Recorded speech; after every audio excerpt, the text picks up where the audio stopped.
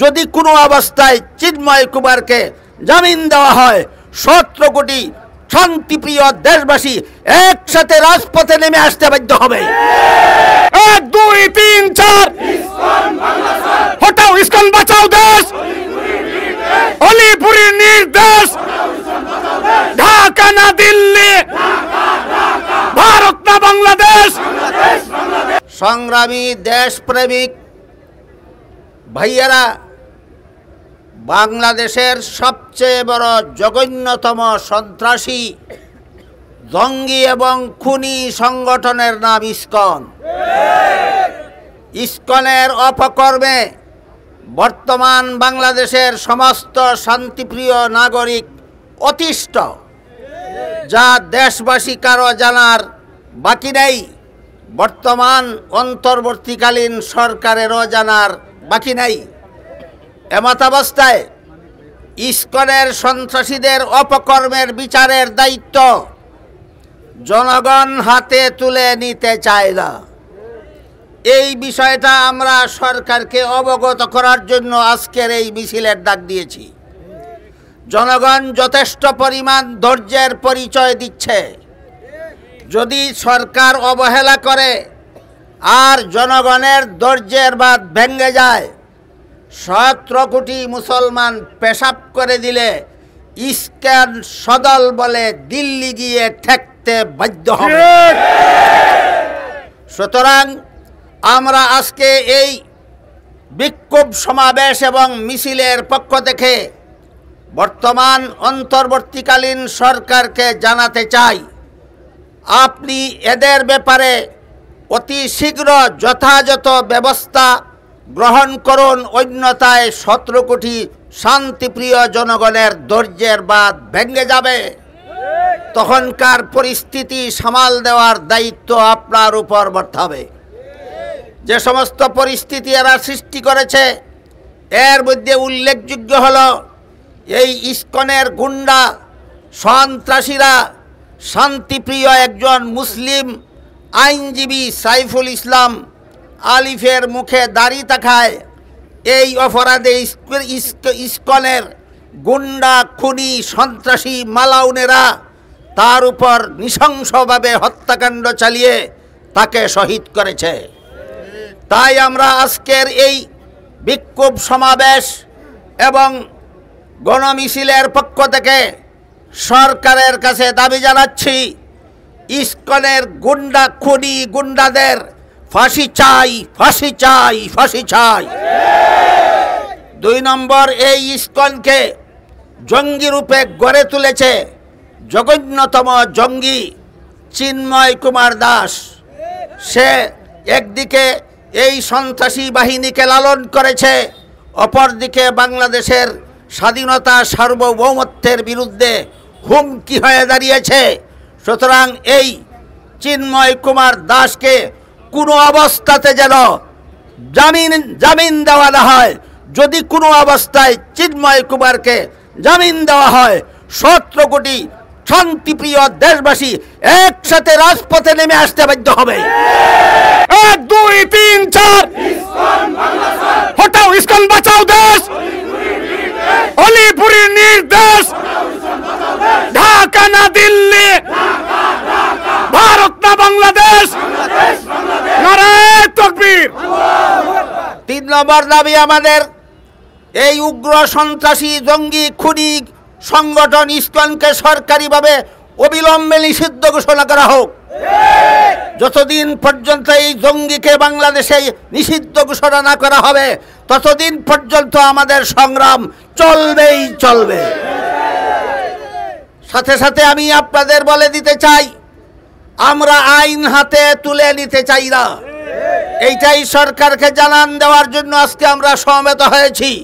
সুতরাং আমাদের মিছিল চলাকালে, মিছিল শেষ সমাপ্তি হওয়ার আগে বা পরে যদি কোনো রকমের হবিগঞ্জ শহরে কোনো রকমের অপ্রীতিকর ঘটনা ঘটে, কেউ যদি কোনো রকমের নাশকতামূলক কর্মকাণ্ড ঘটায়, কেউ যদি কোনো উশৃঙ্খলা বিশৃঙ্খলা করে, কেউ যদি কোথাও কোনো রকমের ভাঙচুর করে, আমি ইসলামী সংগ্রাম পরিষদের পক্ষ থেকে পরিষ্কার ঘোষণা দিয়ে রাখতে চাই, ওরা আমাদের লোক নয়, এরা ইসকনের দালাল।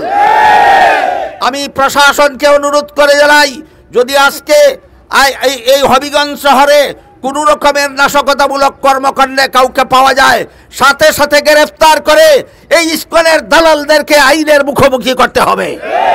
তাই আমি আমার কর্মী ভাইদেরকে সবিনয় অনুরোধ জানাচ্ছি। তাই নয়, শুধু নির্দেশ দিয়ে বলছি, আপনারা শুধু যে কোনো নাশকতামূলক কর্মকাণ্ডে জড়িত হবেন না তাই নয়, কাউকে যদি নাশকতামূলক কাণ্ডে দেখতে পান তাকে ধরে পুলিশে সোপর্দ করে দেবেন। ভাইয়েরা, এখনই আমাদের মিছিল শুরু হবে।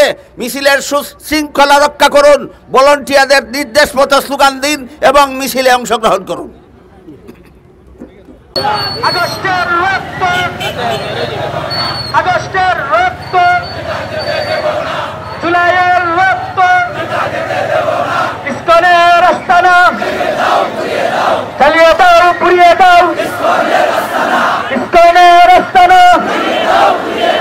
আমরা সবাই রাসূল সেনা, আমরা সবাই রাসূল সেনা, ভয় করি না পুনঃ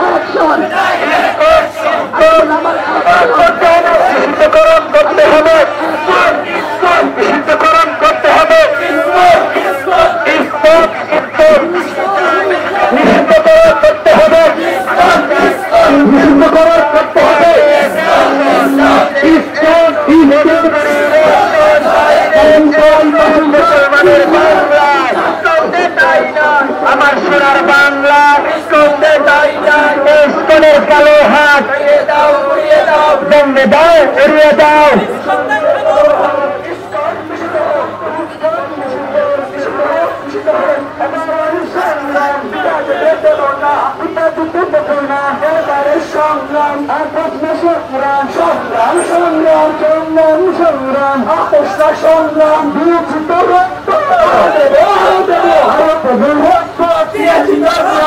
মুসলমানের রক্ত দেব না, মুসলমানের রক্ত,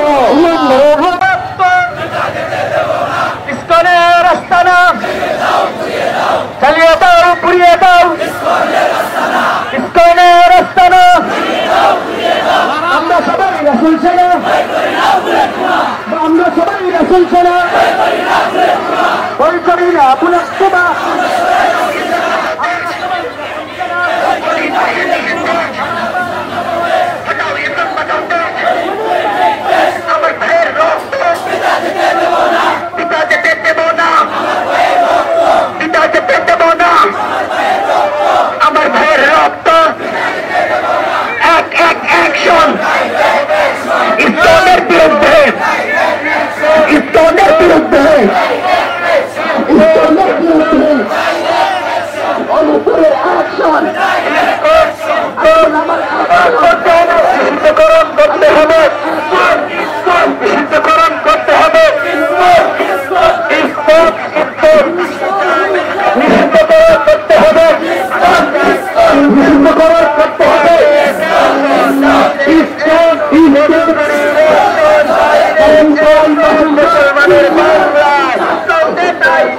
আমার সোনার বাংলা,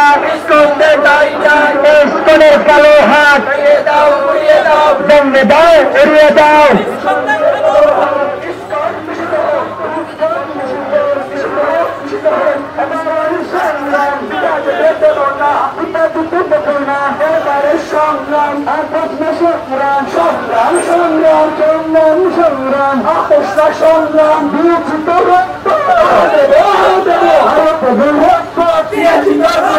মুসলমানের রক্ত, মুসলমানের রক্ত।